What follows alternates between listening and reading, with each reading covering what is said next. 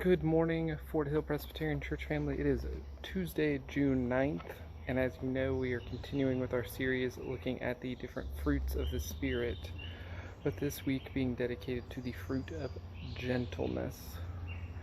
And I'm going to go ahead and put a disclaimer on today's devotional that it may apply more heavily to some than others, because today I want to really dive into this apparent contrast, the supposed contrast with gentleness, with the fruit of gentleness and with the word gentleness, and this phrase that gets thrown around that even Scripture in some interpretations are guilty of using, and that phrase is be a man. And it's a phrase, again, like I said, that in certain translations Scripture is guilty of using. And it's a phrase that has contributed to generations and centuries of this toxic understanding of what it means to be man or manly or whatever. So today we're gonna push that aside. We're gonna throw that phrase aside, or we're at least going to re-envision what it means for some different examples, for some new examples of gentleness. And the example that I want to start with is in Matthew 19. It's a story that I'm sure many of us know, but I'm going to read that right now. So this is Matthew 19:13 through 15, and it says, "Some people brought children to Jesus so that he would place his hands on them and pray, but the disciples scolded them. Allow the children to come to me," Jesus said. "Do not forbid them, because the kingdom of heaven belongs to people like these children." Then he blessed the children and went away from them. I highlight this scripture because in certain translations, not necessarily this one, there's this apparent contrast between the way the disciples are described and the way that Jesus is described.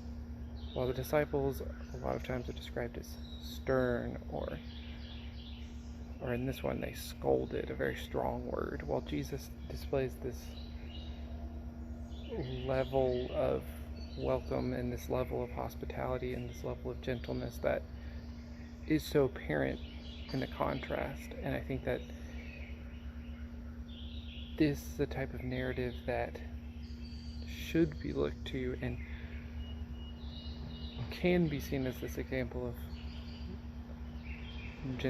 manly gentleness, because I know that for me, unlearning this be a man narrative is one that is continuing to go on, because I know if I were described as gentle, I can't speak for everyone, that I'd be slightly uncomfortable, because that's not how I was taught. I was not taught to be gentle. I was taught to be rough around the edges and tough, and that's how I imagine many of you were taught as well. And I think that it's time for us to very much challenge that narrative and to attempt to do something different. And for those that this devotional doesn't necessarily apply as heavily, I encourage you to challenge that narrative, challenge the narrative that the men and boys are hearing,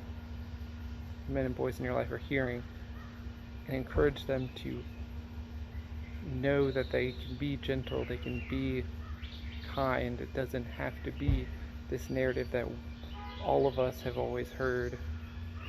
It doesn't have to be this be tough, don't cry, don't be emotional narrative that we've always heard. And for those of us who have heard that, I encourage all of us to accept this challenge of unlearning that, to look to the example that Jesus gave, not the example that the other examples in our life. And I pray that we can all embrace the fruit of gentleness, and we can all strive to uproot the narratives that contrast it. Will you please pray with me? Dear Creator God, we are so thankful for your gentleness and the gentleness you display to each of us.